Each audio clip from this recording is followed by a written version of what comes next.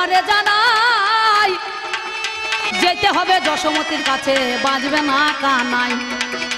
বৌদ্ধকে ধরে নিয়ে তারা চলে এলো, আপনারা জ্ঞানী জনে জানেন শুধু দল। কি বলিব ভাবের কথা শোনোই আমার ঠাই, ওরে আমার পাল্লাদারে তোমারে জানাই।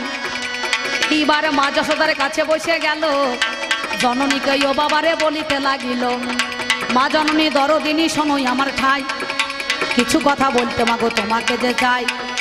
খড়ি পেতে দেখো গণনা করবই আমি, সঠিক কথা যদি বলতে পারো তুমি গো জননী, তোমার কানাই বেঁচে যাবে মা, কোনো চিন্তা না। দেখুন আমি বুকে মরছি আর কেমন ঘুমুইছে, ও বাবারে মেয়ে ছেলে রাহাই। ও মা বাড়ি চলে যাও, থাইলে আমাকে গাইতে হবে না জানি। বাড়ি পালাও যাও, ঘুমাও গা। আমি কি বলিব ভাবের কথা শোনো, কথার জোড়া কথা বিচারি করো কেনে, এবার যত্ন সহকারে বুঝে নাও না মনে। অমনি কড়িটাকে নিয়ে গণনা করে ছক কেটে ঘরে এঁকে দিল, যশোদাকে হেই আমার বলিতে লাগিল, কিছু কিছু কথা মাগো তোমার কাছে হাই, আমি জিজ্ঞাসা করি বহই উত্তর দেওয়া চাই। হাত দিয়ে সেই সময়ে বৌদ্ধ ওরে কয়, জননী গো সুন্দর ফলের নাম আমি জানতে চাই, যাতে সুন্দর ফল হয় বিশ্বের বাজারে, বলো দেখি কি বা ফল, বলো কথা মোরে। সেই সময়ে ফলের নাম করিয়ে দিল জানি, শ্রীফল ও বাবারে জানেন মহাজ্ঞানী। শ্রীফলে শ্রীটাকে তুলে নিল হাই, বলে মাগো একটা সুন্দর ফুলের নাম চাই। তখন তো রজনীগন্ধা এসে ছিল না, আর গোলাপও ছিল না, নাকি বলছেন? এক ফুলে ছিল বাবা হাই রে মরি হাই, যার নামে মল্লিকায় আপনাদের জানাই। মল্লিকার মাটায় অমনি টেনে নিল, বলে একটা নারীর নামে করো মা সতী হবে ভালো, রজবীর্য ছাড়া জন্ম নিয়ে নাই। ওরে নাম যার তিলোত্তমা আপনাদের জানাই, তিলোত্তমার তিটা নিয়ে ওরে নিল, 3 রকমের গণনা করে ওরে পেল। আর একটা মজার কথা বলিবারে দেয়,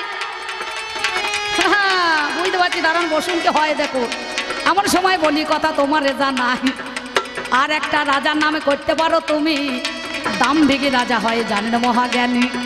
সেই দিন দাম্ভিক রাজাই ওরে হায়, দাপর যুগে আগে তেতা ছিল বাবা, মিথ্যা বলি নাই।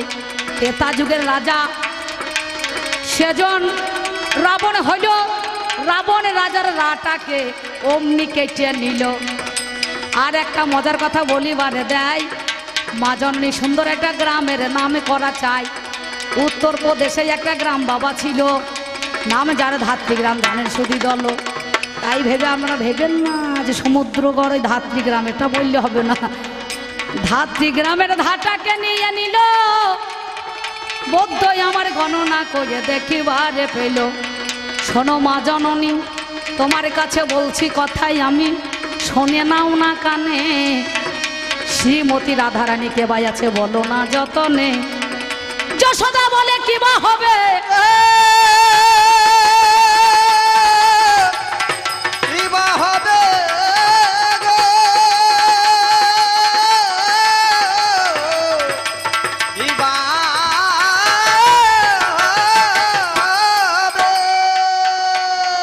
বলে মা গো শোনো মোরে বাণী, শত ছিদ্র কলসি লয়ে রাধারানী জানি, যদি যমুনাতে জল এনে দিতে পারে কৃষ্ণের মাথায় হাই, অবশ্যই তোমার ছেলে বাঁচিবে কানাই। যশোদা বলে হবে না হবে না, তারে বৃন্দাবনে কৃষ্ণ কলঙ্কিনী বলে 16 আনা, আমার জলে হবে কি বলো। বৈদ্য ফেরে পড়ে গেল, মা যদি জল এনে দিতে পারে আর কি হবে ভালো, মায়ের ওষুধে কাজ করবে না, খাটবে না তো হাই। এবার সেই সময় ও বাবারে আপনাদের জানাই, সঙ্গে সঙ্গে রাধারানী শত ছিদ্র কলসি লয়ে কাঁদিতে কাঁদিতে চলিল বলিবার ছলে, হে কৃষ্ণ করুণা সিন্ধু দীনবন্ধু জগৎপতে, গোপেশ্বরী গোপিকা কান্ত রাধা কান্ত নমস্তুতে। ওই কলসি খানা লইয়ে রাধা রানী হাই, ওরে কানতে কানতে যায় আর সেজনে বলে মহাশয়। রাধারানী কি বলেছিল আপনারা জানেন? আমি আনিতে জীব জীবেরই জীব যাই যমুনার কূলে। ও গো যাই যমুনার কূলে গো, যাই যমুনার কূলে।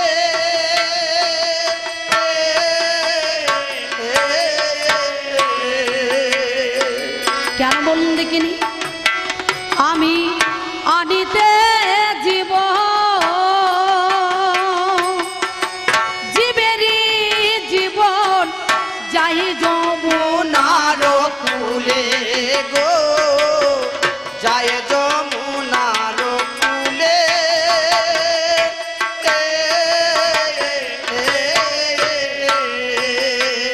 আমি কলসি ডুবায়া ওই রূপেরিয়া, কলসি ডুবায়া ওই রূপেরিয়া। আমি কলসি ডুবায়া ওই রূপেরিয়া সদাই ভাসি নয়ন জলে গো, সদাই ভাসি নয়ন জলে।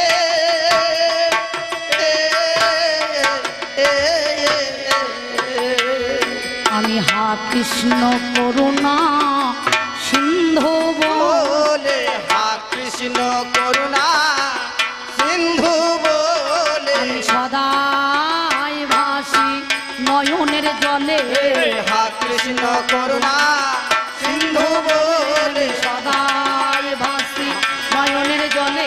হা কৃষ্ণ মায়ের একবার উলুধ্বনি আর বাবারে বলে, শ্রী গৌরী হরি হরি বলুন নয়ন জলে। হা কৃষ্ণ করুণা সিন্ধু বলে, সদাই ভাসি নয়ন জলে। হা কৃষ্ণ করুণা সিন্ধু বলে, সদাই ভাসি নয়ন জলে। হা কৃষ্ণ করুণা সিন্ধু বলে, সদাই ভাসি নয়ন জলে। হা কৃষ্ণ করুণা সিন্ধু বলে, সদাই ভাসি নয়ন জলে। হা কৃষ্ণ করুণা সিন্ধু বলে, সদাই ভাসি নয়ন জলে। হা কৃষ্ণ করুণা সিন্ধু বলে।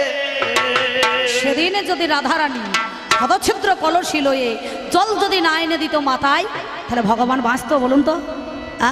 সেই জন্য পূজাতে দেখবেন ওই শতছিদ্র কলসি লাগে, বাবা লাগে না? হ্যাঁ, আপনাদের এদিকে লাগে কিন্তু জানি না। আর সব যে এখানে যায় দেখবেন হরিবাসরে সুন্দরভাবে সেই শতছিদ্র কলসি দিতে হয়। আমার পাল্লাদার বলছে না, বাবারি চার যুগের মধ্যে এখানে বিষ্ণু প্রিয়া গো আমি চলে যাই, তুমি থাকো ঘুমো ঘরে জড়াইয়া বাহু ডোরে জাগিয়া দেখিবে মায়না। বিষ্ণু প্রিয়া গো আমি চলে যাই, তুমি থাকো ঘুমো ঘরে জড়াইয়া বাহু ডোরে জাগিয়া দেখিবে মায়না। আর তুমি কাঁদবে ঘরে বসে,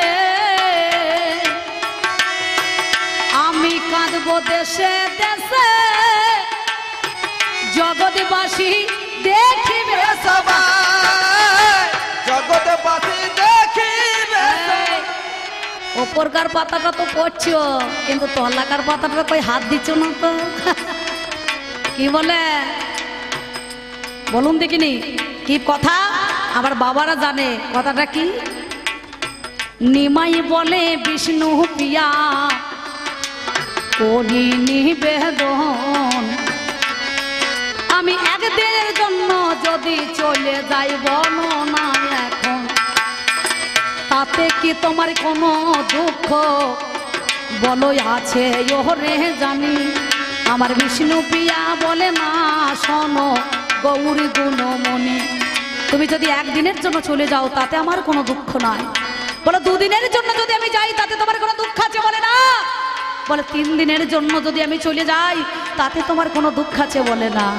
তবে স্বামী একটা কথা বলি আমি, যাওয়ার সময় পায়ের খরম আমায় দিয়ে যেও, বলি কথা আজকে তুমি আমার কথা ধরো, তোমার পায়ের খরম দিয়ে যেও, পায়ের খরম দিয়ে যেও, তোমার পায়ের খরম দিয়ে যেও, পায়ের খরম দিয়ে যেও, ওই আমার গৌরী হরি পায়ের খরম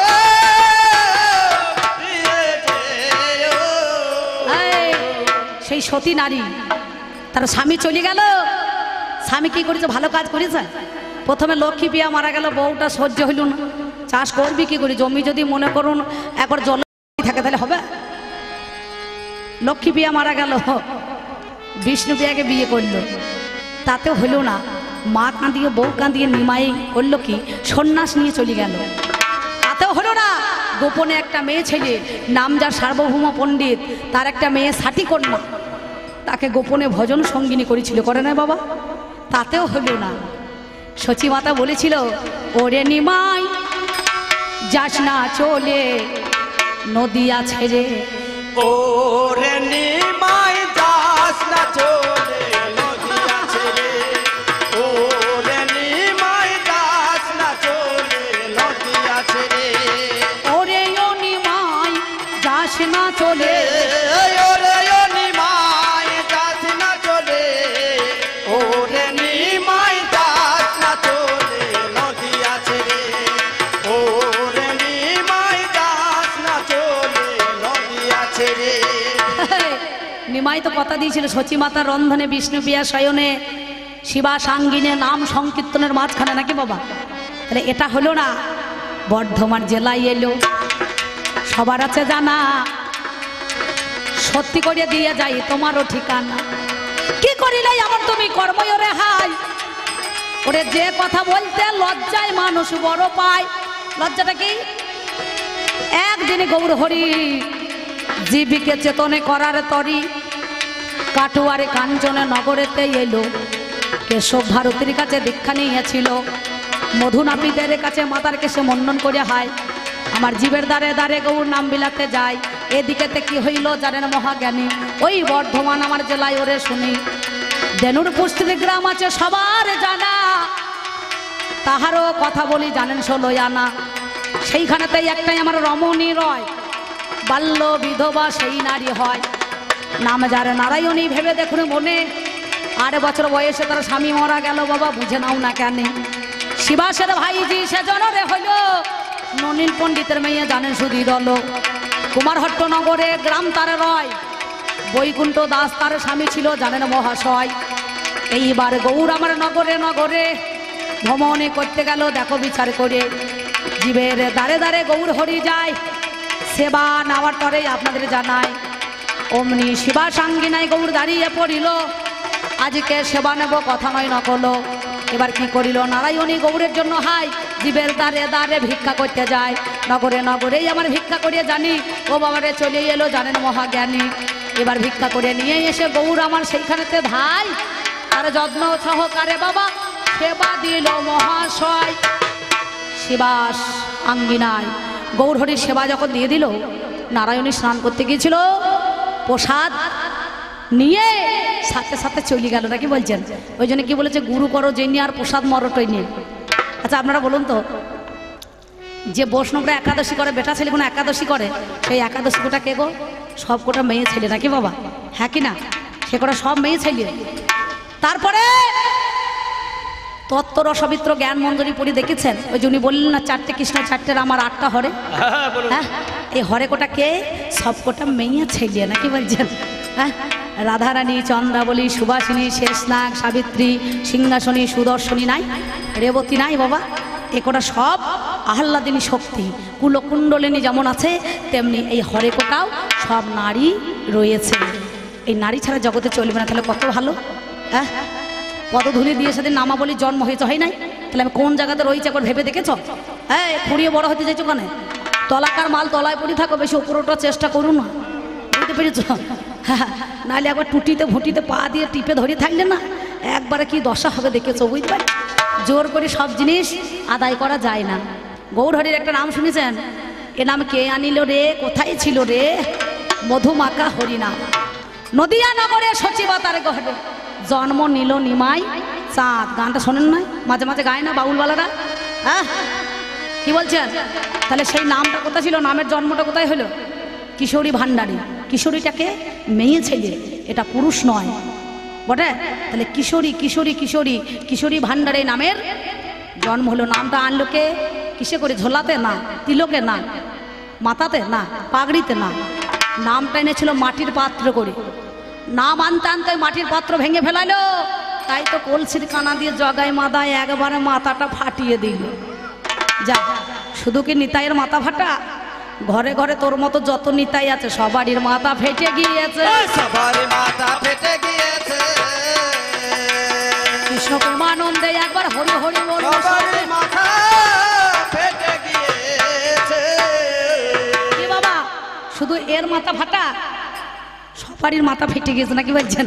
তাহলে একজনের দোষ করলো আর গোষ্ঠী সহিত ফাইল কেন? আমি তো বুঝতে পারলাম না। হ্যাঁ, আমি অম্বিকা আপনাদের গ্রামে গানের বায়না নিয়েছি, যদি না আসি তাহলে আমার বোন আছে মিথ্যা, তাহলে তাকে কেউ ধরবে? বলে তাহলে আমাকে একটুখানি হয়তো অপমান করবেন কি দুটো চারটে খারাপ কথা বলবেন, তাহলে আমাকে ও কথাটা মানে বলার আপনাদের অধিকার আছে, কিন্তু আমার বাড়ির ফ্যামিলিকে তো বলার অধিকার নাই। আচ্ছা, তাহলে এই নিতাই মাথা ফাটলো, মাটিকে ফাটিয়ে দিল, এর মাথা ফাটিয়ে দিল, জগতে যত নিতাই আছে সবারই মাথা ফেটে গেল নাকি বলছে? তাই সেদিন গৌর হরি কি করেছিল? যখন নারায়ণী বলল, শোনো গৌর, সবাই তোমার প্রসাদ পেল, তাহলে আমি পেলাম না কেন, বঞ্চিত কেন? বললো, আর তো আমার প্রসাদ নাই, প্রসাদ সব শেষ হয়ে গিয়েছে।